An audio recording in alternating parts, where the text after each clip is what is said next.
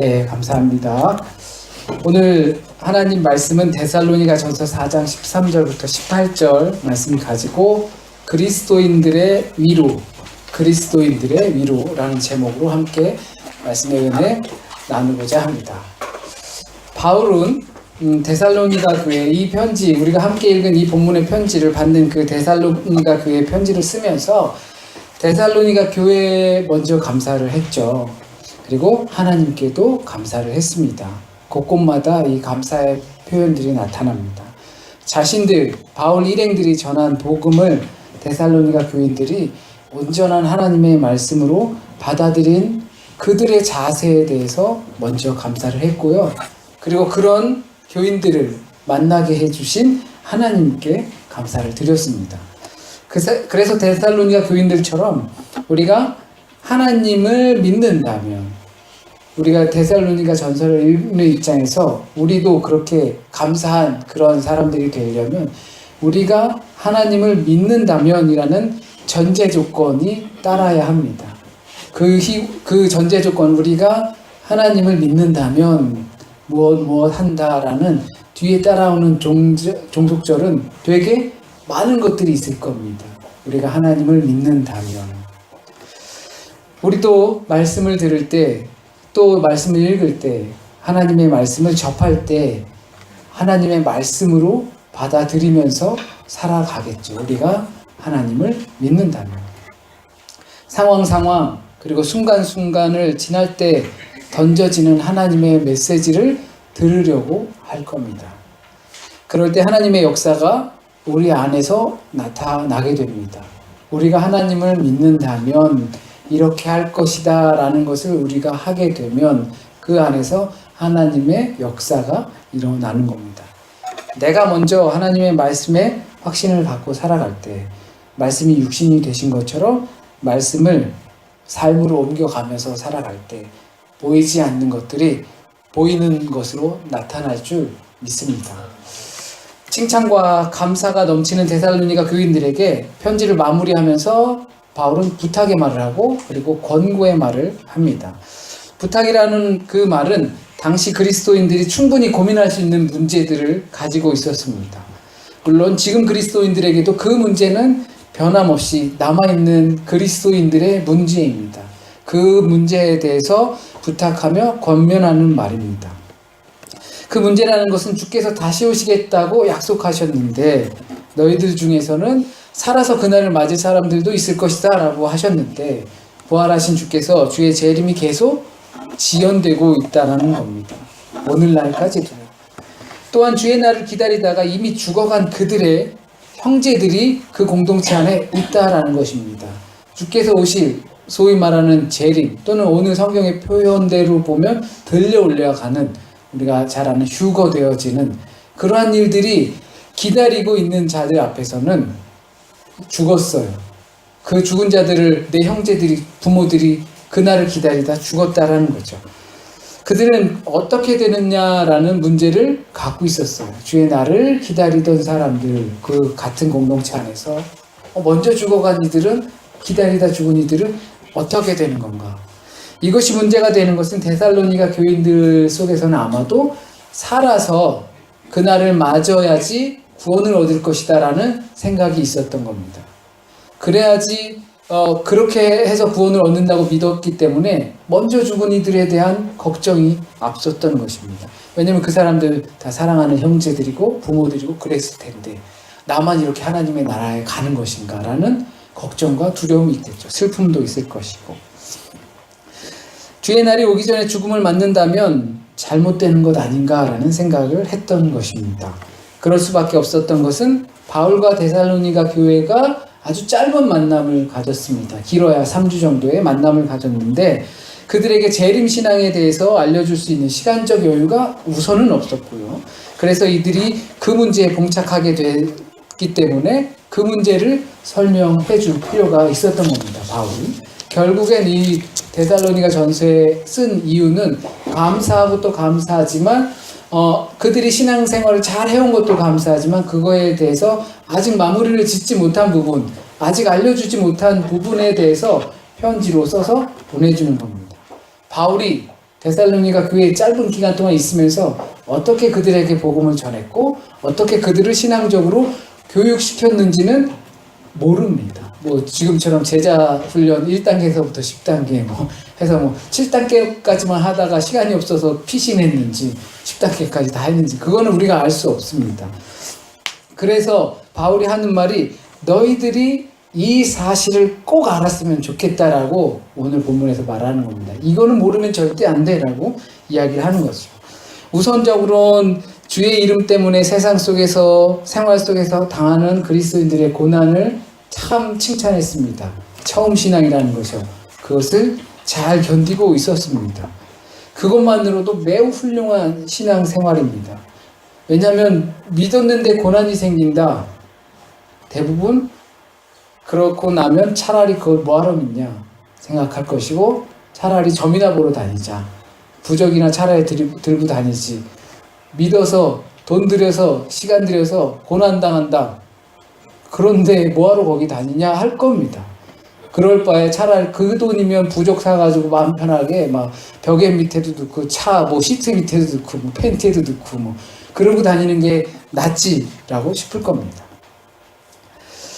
그렇기 때문에 하나님을 믿는다면 이라는 전제 조건이 내가 그것을 내세운다면 따르는 것이죠. 하나님을 내가 믿는다면 내게 그 믿음으로 인한 고난이 와도 나는 믿을 것이다 라는 것입니다.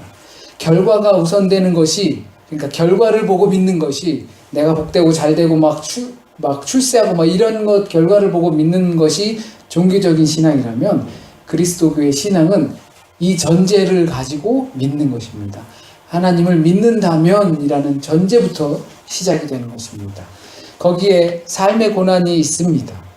그런 면에서 데살로니가 교회들은 잘하고 있지만 잘 신앙생활하고 있지만 이제 막 갓 신앙생활한 입장으로 치면 매우 잘하고 있지만 지금 당신들이 당하고 있는 그리고 바울이 말하려고 하는 이 부분은 절대 모르면 안 돼. 시작은 잘했어. 고난을 잘 견뎌내고 주의 날을 기다리고 그래도 도망가지 않고 아주 잘했어. 하지만 내가 지금 말하려고 하는 이 부분만큼은 더 중요한 거야. 그러니까 신앙의 시작은 그런 고난으로 시작할 수 있다지만 신앙의 완성이라고 할 수 있는 것은 내가 말하려는 바로 이 부분입니다. 그리스도인의 죽음. 주의 날을 기다리는 그리스도인들의 죽음입니다. 이것을 꼭 알았으면 한다고 가르치고 미처 가르치지 못했던 부분이기도 합니다. 하나님을 믿는다면 이라는 전제 조건 때문에 따라온 고난을 잘 이겨낸 것이 처음 신앙이라면 그리스도인들의 죽음은 신앙의 완성입니다. 죽음을 맞는다는 건 슬픕니다. 여기서 이제 살면서 상상을 하잖아요. 소식도 듣고 뭐 친구 부모님이 돌아가셨다. 갑자기 지인의 어른이 돌아가셨다. 그러다 보면 생각을 하잖아요. 우리 부모님도 돌아가실지도 모릅니다. 저희 아버님도 이제 70이 넘으셨는데도 여전히 이제 운전을 하세요. 근데 요즘 뉴스 많이 나오죠. 그 트럭 그 사고 나는 것 때문에 고령의 운전하신 운전자분이 얼마 전에 또 뭐 택시 하시는 분이 70세가 훨씬 넘으셨는데 후진을 하다가 주차장을 뚫고서 밑으로 떨어졌다고 방금 기사를 본 것 같아요. 그런 걸 접할 때 우리 아버지도 그런 입장인데 뭐 불과 얼마 전에 차가 이렇게 도랑에 이렇게 아버지 차가 이렇게 일자로 쏙 들어가셨더라고요. 그래서 문 열어서 사람을 꺼냈다고 뭐 하는데 그런 일들을 생각하다 보면 우리 부모님들도 언젠가 돌아가시겠지라는 걸 상상하고 그게 마치 지금 일어난 것처럼 슬픔을 겪을 때가 있습니다. 같이 함께 살던 사람들이 잃는다는 거 굉장히 슬픈 현실입니다. 그리고 아무리 애진 관계에 있고 맨날 싸우고 다투고 그런 사람이어도 그런 사람들이 갑자기 없어진다고 하면 굉장히 슬플 겁니다. 갑자기 어떤 사람이 사고로 팔을 잃었어요. 팔을 잃어서 이 사람은 팔을 잃은 건 알지만 정신적으로는 잃은 것 같지 않은 거죠. 그래서 뭐 아무 생각 없이 머릿속으로는 오른팔을 내밀어서 물을 딱 드는데 딱 현실엔 팔이 없는 거죠. 팔이 안 나타나는 거예요. 눈앞에서. 그러면서 굉장히 망연자실한다고 합니다. 이것을 극복하기 위해서 정신과 치료까지 받고 얼마 전까지 있었는데 머릿속엔 여전히 있다고 생각하는데 여전히 움직이는 것 같은데 현실 속에는 없는 거죠. 그런 슬픔이 얼마나 크겠습니까? 그러니 함께 있던 사람이 더 이상 함께 하지 못한다면 정말 절망스러울 겁니다. 바울은 그런 상태에 놓여 있는 그리스도인들에게 슬픈 건 그래, 인정한다. 슬픈 거는 기정사실이지만 마치 소망이 없는 사람처럼 슬퍼하면서 살지 말라라고 합니다. 우리가 인간적으로 헤어지고 더 이상 공유할 수 있는 것이 없어지고 싸우면서라도 정이 들었던 그것마저도 없어진 그런 것 때문에 슬픔을 가질 수는 있겠지만 마치 소망이 없는 사람처럼 그렇게 슬퍼하지는 말라는 겁니다. 여기서는 그리스도인들과 비그리스도인들이 차별이 됩니다. 구별이 됩니다.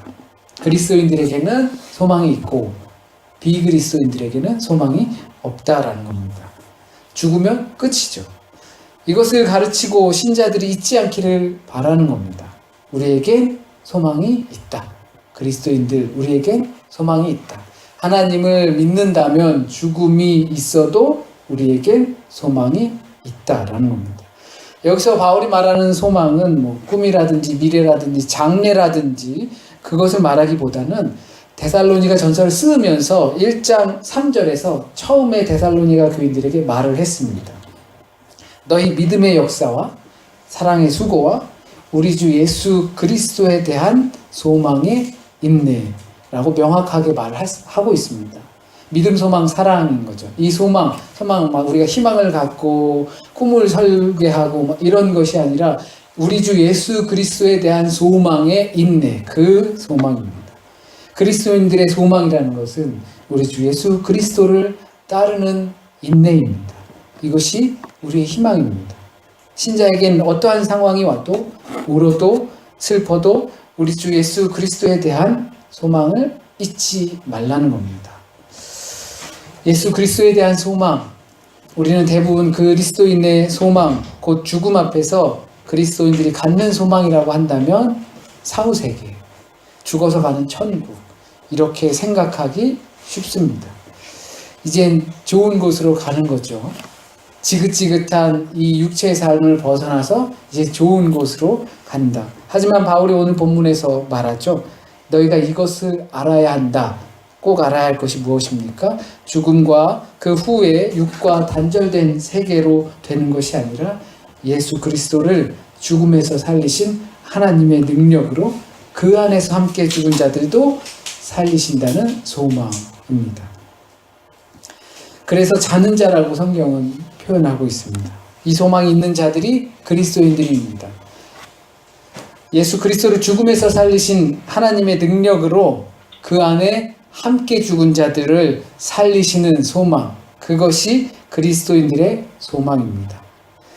그래서 그리스도인들은 죽음마저도 자는 것으로 치부하는 것입니다. 왜냐하면 그 안에서 함께 죽은 자들은 다시 살아날 하나님의 능력을 경험할 것이기 때문입니다.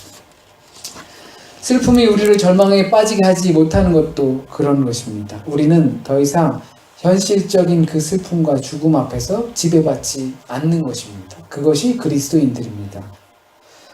그러나 데살로니가 교인에게 있어서 죽음의 문제는, 그리고 그들이 바울과 함께 있을 때는 미처 듣지 못했던 복음의 내용 중에 주의 재림과 죽음의 관계입니다. 소위 이것을 말할 때 우리는 종말이라고 말을 합니다. 함께 믿음 생활하다가 함께 주의 이름으로 고난을 당하다가 주의 재림이 오기 전에 먼저 구원함을 받지 못하면 영영 사랑하던 사람들을 다시 보지 못하면 어떻게 될까라는 불안함이 그때 당시에 종말을 기다리던, 주의 재림을 기다리던 그 사람들에게 찾아왔던 것입니다. 더 나아가 자기 자신도 행여나 주의 재림, 주의 날이 오기 전에 죽으면 나도 구원받지 못하는 것 아닌가, 그런 고민이 있었던 것입니다.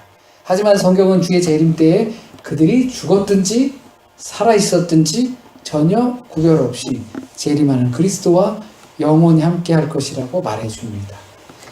또한 전제 조건이 붙습니다. 그리스도와 함께 죽은 자들에겐,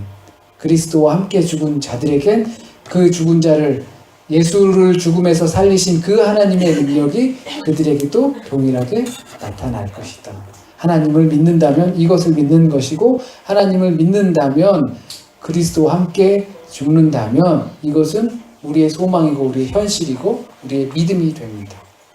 죽음이라는 문제는 모든 사람을 심각하게 만듭니다.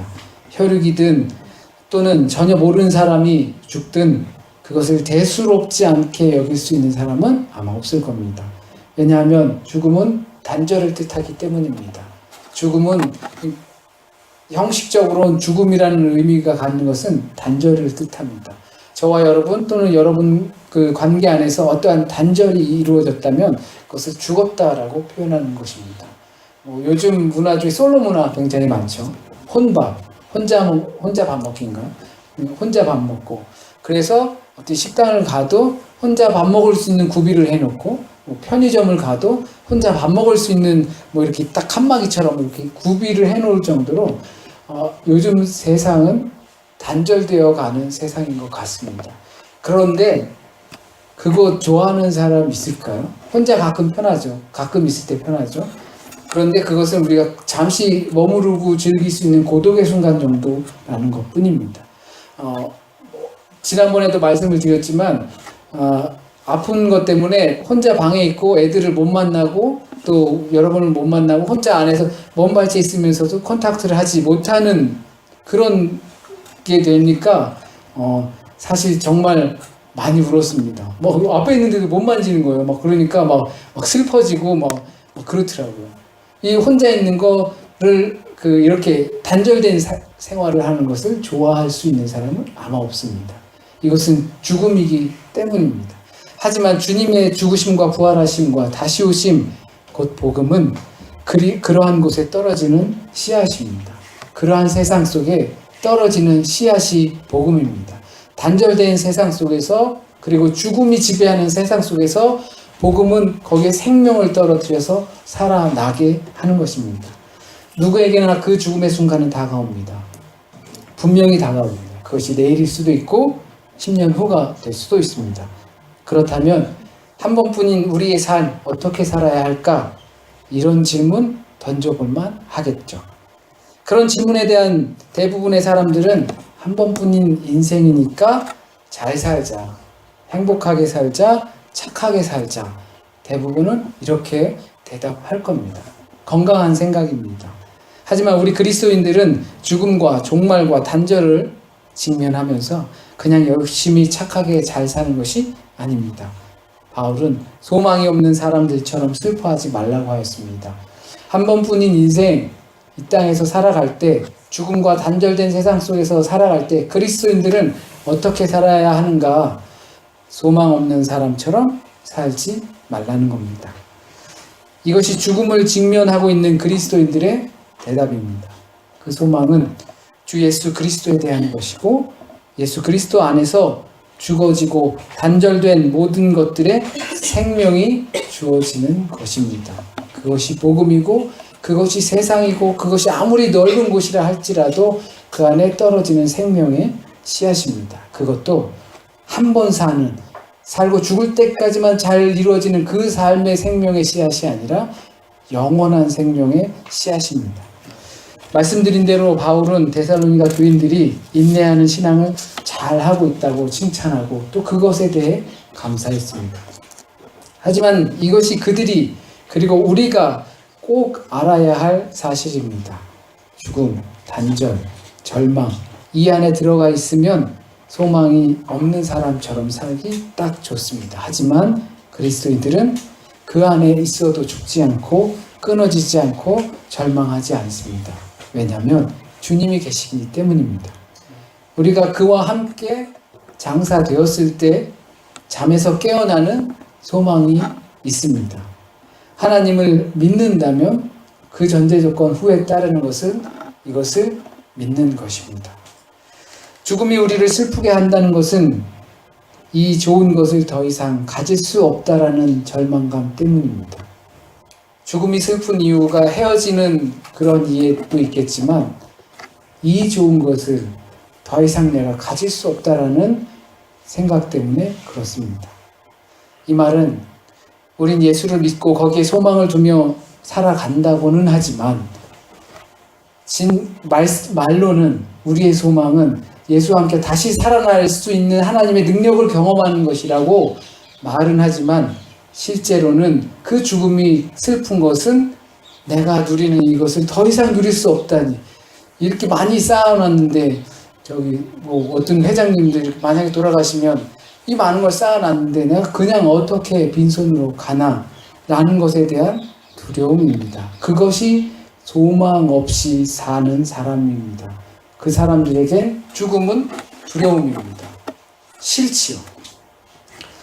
세상과의 단절을 끊어짐을 두려워하는 것입니다. 더 이상 이곳에서 내가 살 수 없다니.